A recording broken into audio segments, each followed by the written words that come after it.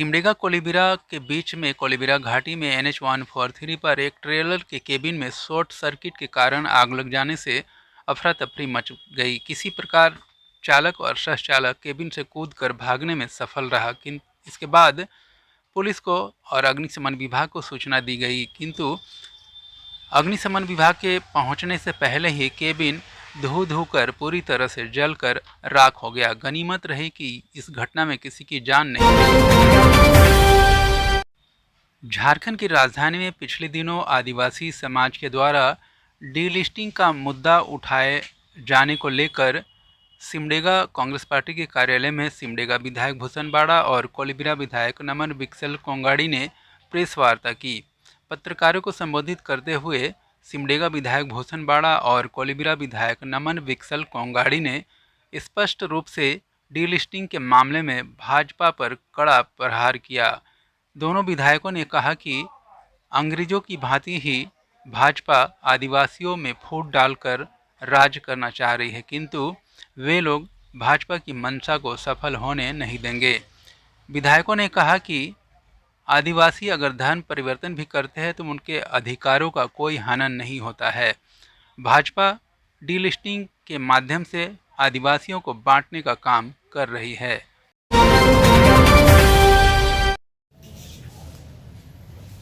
सबसे पहले तो भाजपा को बताना चाहे कि आदिवासियों का धर्म क्या है, क्योंकि डीलिस्टिंग धर्म के आधार पर किया जा रहा है। आदिवासियों का मानना है कि आदिवासियों का धर्म सरना है, और पिछला 2011 का जनगणना आंकड़ा के बारे में मैं बता देना चाहूँगा। 2011 का जनगणना आंकड़ा में झारखंड का आदिवासी समुदायों ने जो जनगणना में अपना जानकारी दिए हैं, उसके अनुसार 42.7% ने सरना भरा है, 39.2% हिंदू भरे हैं, 14.4 ईसाई लोग भरे हैं और 1.7 अन्य है, जिसमें बौद्ध, जैन या मुस्लिम भी हो सकता है। तो ये 2011 का जनगणना आंकड़ा बताता है कि आदिवासी समुदाय के लोग कई धर्मों को मानते हैं, लेकिन आज तक हम लोगों ने झारखंड सरकार से, हमारी सरकार ने सरना धर्म कोड को लेके सदन में पास किया और इसको केंद्र सरकार को भेज दिया है, लेकिन केंद्र सरकार आज तक इसको आदिवासियों का सरना धर्म मानने के लिए तैयार नहीं है। तो सबसे पहले तो भाजपा बताए कि आदिवासियों का धर्म क्या है, उसके बाद डीलिस्टिंग की बातें करें। तो ये डीलिस्टिंग से संबंधित बातें हैं जो भाजपा भ्रम फैला रही है, और इनका स्पष्ट मकसद है कि आदिवासियों को धर्म के नाम पर, रोजगार के नाम पर, भाषा के नाम पर, क्षेत्र के नाम पर लड़ाना है, और इनके कब्जे में, इनके अधिकार में जो जल, जंगल, जमीन और नौकरी और जो जनप्रतिनिधि के जो सीट आरक्षित है, उनको कब्जा करना इनका खास मकसद है। और दूसरा मुद्दा वन संरक्षण अधिनियम, जो केंद्र में सरकार ने वन संरक्षण अधिनियम में संशोधन लाया है, इस संशोधन में स्पष्ट तौर से प्रावधान किया गया है कि सरकार के काम के लिए या विकास के कामों के लिए अब अनुसूचित क्षेत्र हो या फॉरेस्ट क्षेत्र हो, कहीं पर भी अब वहां के लोगों से पूछने की आवश्यकता नहीं है। सरकार को, पूंजीपतियों को लगेगा कि यह जगह या इस जगह व्यवसाय के लिए बहुत अच्छा है, या माइनिंग के लिए बहुत अच्छा है, या रोड के लिए बहुत अच्छा है, लोगों से बिना पूछे इन योजनाओं को लेने का संशोधन इस कानून में किया गया है। झारखंड हमारा कई जिला अनुसूचित क्षेत्र है, सिमडेगा जिला मेरा अनुसूचित क्षेत्र है। वन संरक्षण अधिनियम में जो संशोधन लाया है, उसे पेशा कानून सीधे रूप से प्रभावित होती है। CNT एक्ट सीधे रूप से प्रभावित होता है, फॉरेस्ट राइट एक्ट और वन कानून सीधे रूप से प्रभावित होते हैं। हम देख रहे हैं सिमडेगा किस तरह हाथी से प्रभावित है, जैसे कि 6 लेन रोड। यहाँ पे मैं सबसे पहले तो आप सब लोगों को धन्यवाद कहना चाहूँगा कि हमारे बुलावे पे आप लोग यहाँ पर उपस्थित हैं, आप सभी ना आए हैं। जिस तरह से भी हम लोग देख रहे हैं जो मुद्दा यहाँ झारखंड में डीलिस्टिंग का मुद्दा और हमारे पड़ोसी राज्य हमारा छत्तीसगढ़ में जो आ रहा है, इसका साफ साफ हम सबों को दिख रहा है।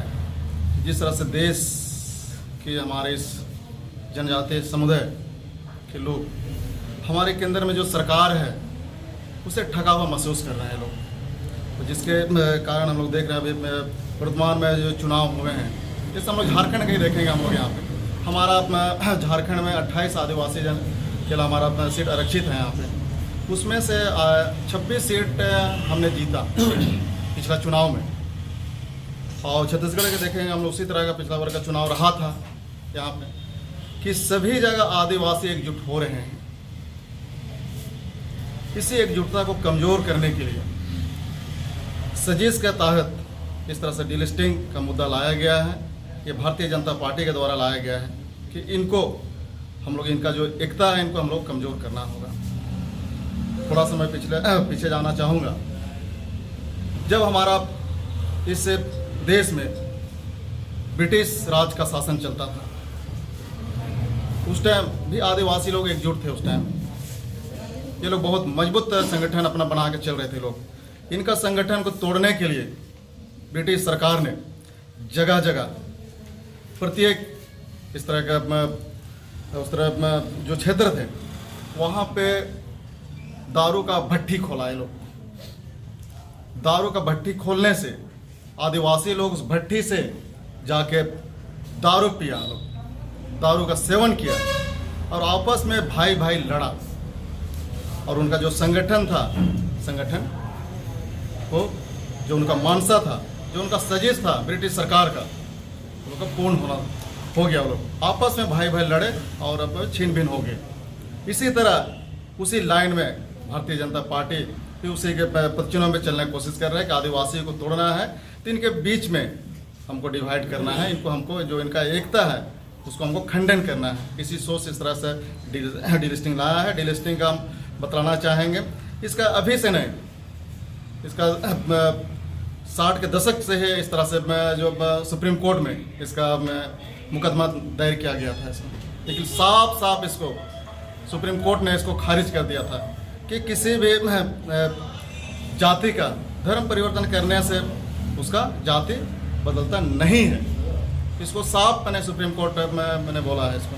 और बहुत सारे इधर बहुत इस तरह से सिविल कोर्ट भी, हाई कोर्ट भी इसको भी किया, जिससे हम लोग किराल का भी हम लोग देखेंगे।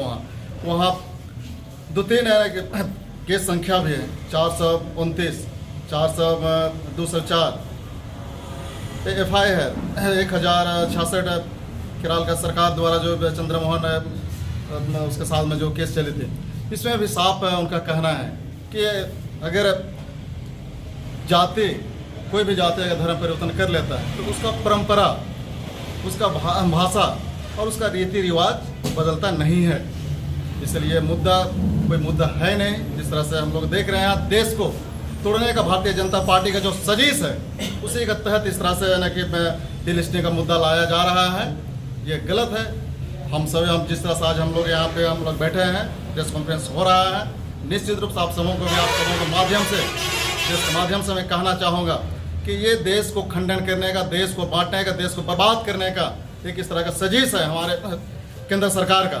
इनका मनसूबा पूरी नहीं होगी। और जिस तरह से हम लोग काम कर रहे हैं यहाँ सभी जाति धर्म समाज के लिए, आप सभी देख रहे हैं हमारे जिस तरह से हम लोग दोनों भाई सिमडेगा में किस तरह से काम कर रहे हैं। जितने भी हमारे क्षेत्र में रहने वाले लोग हैं, जितने भी वर्ग हैं, सबके लिए हम लोग काम कर रहे हैं और इसी तरह हम लोग काम करते रहेंगे। यहाँ इस मुद्दा में हम लोग को भटकना नहीं है। इस मुद्दा से हम लोग को इसको मुड़ा बुदना नहीं बनाना है। हम लोग जितने भी समाज के लोग हैं, जितने भी हम इस क्षेत्र के हम लोग हर धर्म के लोग हम लोग हैं यहाँ पर, सब लोग हम लोग को मिलजुल के हम लोग को रहना है। जिस तरह से मैं रामरेखा की बात करना चाहूँगा, एक क्रिश्चियन मैं विधायक हूँ, मैं इस धर्म से बिलोंग करता हूँ मैं। अगर हमारा इतना छोटा सोच रहता, जो भारतीय जनता पार्टी का जो सोच है, अगर इस तरह का सोच रहता हमारा सोच, तो मैं रामरेखा में मैं 100 करोड़ का रोड नहीं बनवाता। वहाँ अपने मत से मैं जो मैक्सिमम जो हमारा फंड है उसको मैं वहाँ नहीं लगाता। अभी मैं वहाँ 2.5 करोड़ का वहाँ के डाक बंगला बनवा रहा हूँ। हमारा सोच इस तरह का नहीं है। हमारा सोच है कि किस तरह से हमारे क्षेत्र को, किस तरह से हमारा देश को हम लोग को विकास करना, ये हमारा संगठन, हमारा कांग्रेस पार्टी का सोच है। और निश्चित रूप से जिस तरह से इनका इस तरह का मनसा है, जिस तरह के यहाँ लोगों को खत्म करने का, बांटने का, बर्बाद करने का, लूटने का जो सजीश है भारतीय जनता पार्टी का, उनका मनसूबा पूरी नहीं होगी। और हमारा जो इस तरह का अभी हम लोग चुनाव वर्ष में घुस गए, 2024 हम लोग आ गए हैं। अभी निश्चित रूप से हमारा दोनों चुनाव है, केंद्र में भी राज में हमारा सरकार बनेगा। और जिस तरह से हमारा सरकार पहले इस देश को चलाया है, उसी तरह से बहुत स्मूथली ढंग से हमारा देश चलेगा। यहाँ पर रहने वाले, यहाँ जन्मे हर समाज, जाति, धर्म के लोग एक साथ रहेंगे, एक साथ बैठेंगे, एक साथ पर्व त्योहार में खुशी आनंद मनाएंगे, एक साथ हर किसी का दुख सुख में लोग सहभागी होंगे, सबके साथ में सबके दुख में ये लोग खड़ा रहेंगे।